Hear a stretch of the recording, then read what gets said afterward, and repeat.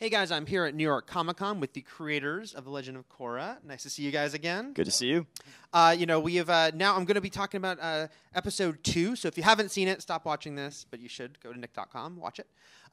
Episode 2, we finally sort of really caught up with Korra, and it's a very sad Korra. We were just talking about this.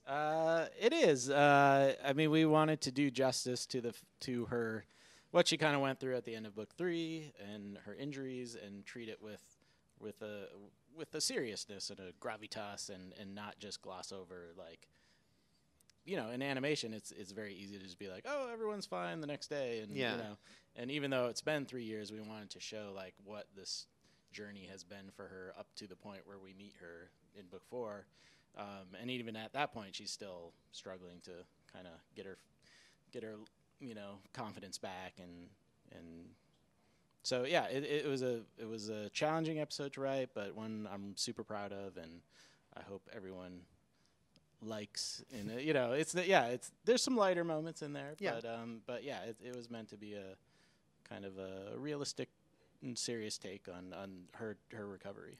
There was that moment where she's, almost at the city, and then, turns, and is it just like she's not there yet? She just can't face everything at that point? Yeah, I think because she was struggling so much in the South Pole, getting cabin fever and really feeling like she was missing out, that she tried to convince herself that she was ready. And so that was that reckoning that she wasn't, and she had to turn, but she knew she couldn't just go back home with her parents, and kind of, I think for her that was like accepting defeat and accepting the, an ineptitude or something. And so like she goes on this big vision quest type thing, and yeah, it was that moment I always love that moment. Yeah. Like, and I like that she's coming at night, and it's interesting when we wrote the first series, the first season of Korra, it was always weird to me that she came to Republic City like in the morning. Mm-hmm. I always imagined her coming at night, so I kind of liked that she came back at night. But right. It was at this. It didn't work out. We've been wondering how will Korra get her groove back, as it were, and it seems like a very possible answer is Toph, which is obviously very, very exciting for fans. Can you talk about what will happen next now that she's found Toph there? Yeah, I mean, it was a great opportunity. We had been talking about Toph living in the swamp even when we were pitching out ideas for book 3, I think, and it just kind of made sense with Korra's story now that she was going to find her way to the swamp, and who's there but Toph. And I think what's fun about Toph is like she's a totally different kind of mentor figure as opposed to like Katara or Zuko, who's they're a little more the traditional kind of mentor, right? They're patient and understanding and kind, and Toph is totally the opposite of that. So it's fun. I mean, she does help Korra get better, and it helps her kind of not all the way better, but helps her on her journey for sure. But she does it in a very Toph-like fashion. Right. And that final line of the episode, I know as a big fan, that was a great, oh, man, moment for me with that callback. With you guys writing it, it was like, well, she has to say that, right? Yeah, totally. It was, it was tough. It was tough. Now, moving forward, we're waiting to see how Korra will, reintegrate with the group. We don't know how long that'll take, but can you maybe give a hint? Because I do assume at some point she'll find them again, what it will be like, because they were such a team, but it does seem like so much has changed at this point. Yeah, I don't want to spill beans on when that happens and how, but what you pointed out, we definitely deal with. And again, we didn't want to just be like nothing happened, and right. Just because it's an animated world, like, oh, and now we're all back together and everything's the same as it was. Like, we try to treat these characters like they're real people, and even if it's a fantastical world or whatever. So yeah, we definitely deal with the years apart. Mm-hmm. Now the premiere, did a really great job of establishing your new foe here this season, Kuvira. Kuvira. Yeah.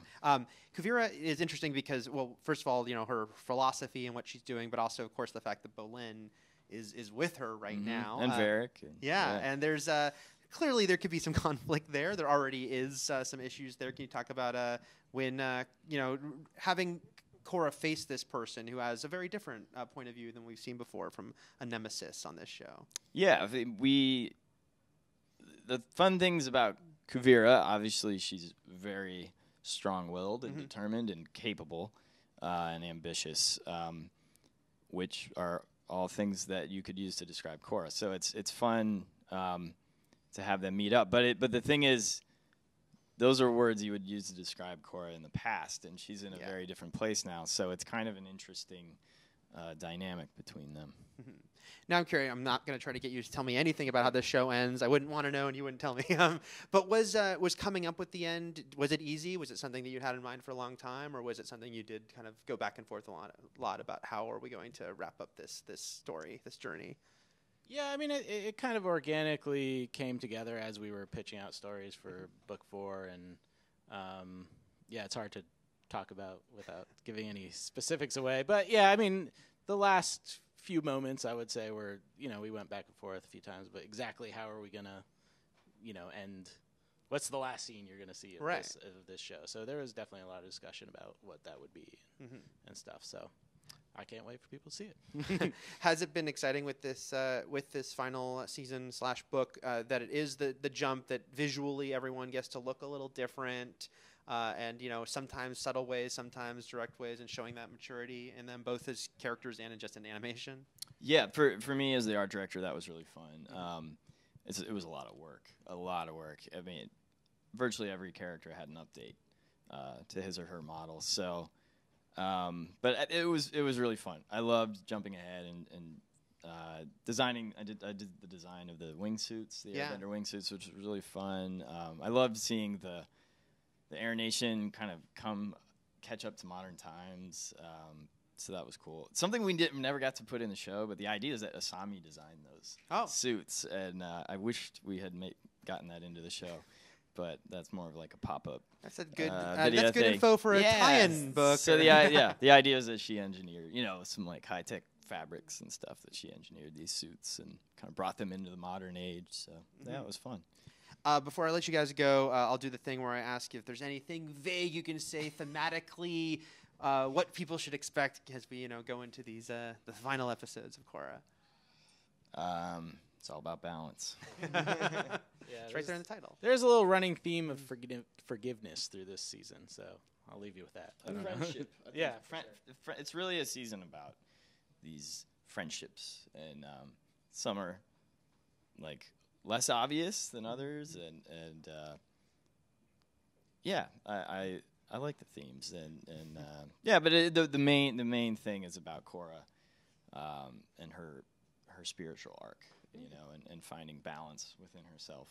So, well, looking forward to it. Thanks so much, guys. Thank you. For plenty more on Korra and New York Comic Con, keep it here at IGN.